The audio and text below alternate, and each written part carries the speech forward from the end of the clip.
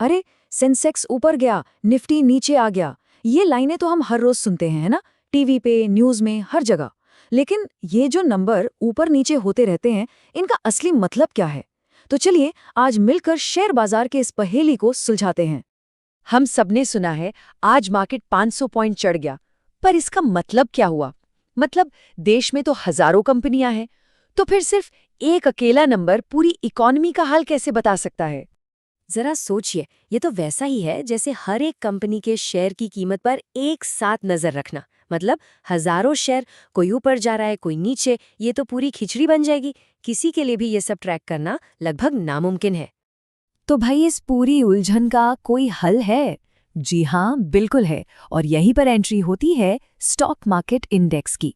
ये सारे शोरगुल को एक आसान, समझने लायक नंबर में बदल देता है। इंडिया में जो दो सबसे फेमस इंडेक्स हैं, वो हैं सेंसेक्स और निफ्टी। आप इन्हें एक तरह से मार्केट का मौसम वैज्ञानिक या बैरोमीटर समझ सकते हैं।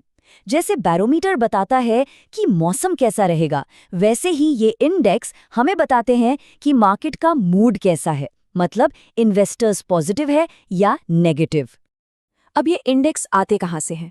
ये आते हैं स्टॉक एक्सचेंजों से। भारत में दो मेन एक्सचेंज हैं, एक है बीएससी यानी बॉम्बे स्टॉक एक्सचेंज और दूसरा है एनएससी यानी नेशनल स्टॉक एक्सचेंज। ये बिल्कुल एक सुपरमार्केट की तरह है जहां कंपनियों के शेयर खरीदे और बेचे जाते हैं। तो इन दोनों में क्या फर्क है? देखिए, सेंसेक्स जो है वो बीएससी की टॉप 30 सबसे बड़ी और सबसे एक्टिव कंपनियों को ट्रैक करता है। इसका पूरा नाम है सेंसिटिविटी इंडेक्स। दूसरी तरफ निफ्टी एनएससी की टॉप 50 कंपनियों पर नजर रखता है और निफ्टी का मतलब है नेशनल 50। सिंपल। अब दिमाग में एक सवाल जरूर आ रहा होगा कि सिर्फ 30 या 50 कंपनियां ही क्यों? देश में तो हजारों कंपनियां लिस्टेड हैं, उनका क्या? ये सवाल एकदम सही है। चलिए इसके पीछे का लॉजिक समझते हैं।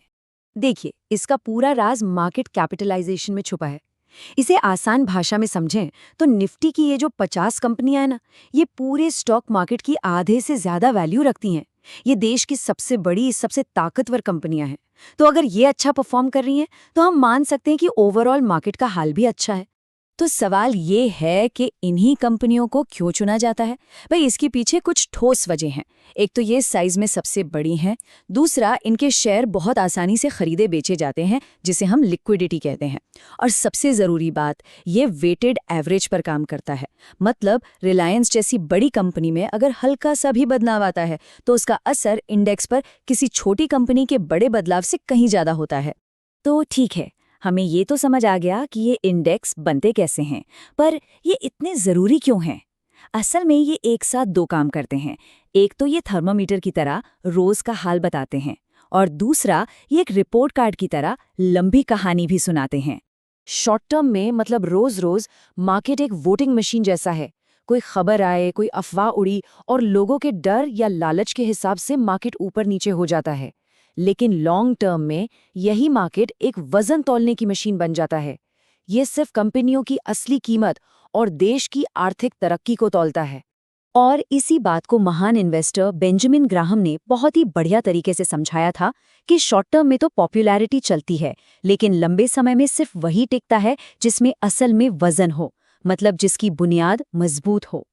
अगर हम सेंसेक्स के सफर को देखें तो वो अपने आप में इंडिया की ग्रोथ की कहानी है। सोचिए, 1979 में ये 100 पॉइंट से शुरू हुआ था और आज 75,000 के भी पार है। ये सिर्फ एक नंबर का बढ़ना नहीं है, ये देश की तरक्की, लोगों की बढ़ती इनकम और कंपनियों के मुनाफे की कहानी है। अच्छा, तो ये सारी जानकारी, इसका एक आम इंसान के लिए क्या मतलब है? अगर कोई इन्वेस्ट करने की सोच रहा है तो ये कैसे काम आएगी? इसके कुछ बहुत ही प्रैक्टिकल यूज है। देखिए, इंडेक्स का सबसे बड़ा इस्तेमाल होता है एक बेंचमार्क की तरह। मान लीजिए किसी के म्यूचुअल फंड ने एक साल में 12% का रिटर्न दिया। सुनने में तो बहुत अच्छा लगता है ना? लेकिन अगर उसी एक साल में निफ्टी ने 15% का रिटर्न दिया, तो इसका मतलब ये हुआ कि वो म्यूचुअल फंड तो मार्केट से भी पीछे रह गया। और यहीं पर एक बहुत ही चौंकाने वाली बात सामने आती है। रिसर्च बताती है कि लंबे समय में ज्यादातर एक्टिव म्यूचुअल फंड्स इंडेक्स को भी नहीं हरा पाते। इसीलिए आजकल बहुत से लोग सीधे इंडेक्स फंड में पैसा लगा रहे हैं, जो कम खर्च में मार्केट जितना ही रिटर्न दे देते हैं। इंडेक्स का एक और कमाल का यूज है। ये हमें इकोनॉमी के अलग अलग सेक्टर्स का हाल भी बताते हैं। जैसे इस चार्ट को देखिए, साफ पता चल रहा है कि पिछले कुछ सालों में आईटी सेक्टर ने जबरदस्त ग्रोथ दिखाई है, जबकि ऑटो सेक्टर थोड़ा धीमा रहा है। इससे एक इन्वेस्टर को अंदाजा लग जाता है कि किस सेक्टर में ज्यादा दम है। तो अगली बार जब टीवी पर सेंसेक्स या निफ्टी का कोई नंबर फ्लैश हो तो बस उसे एक नंबर की तरह मत देखिएगा। याद रखिएगा कि वो भारत की इकोनॉमी की धड़कन है, लाखों इन्वेस्टर्स की उम्मीदों का आईना है और वो लगातार हमें एक कहानी सुना रहा है। सवाल बस ये है कि क्या हम उस कहानी को सुनने और समझने के लिए तैयार हैं।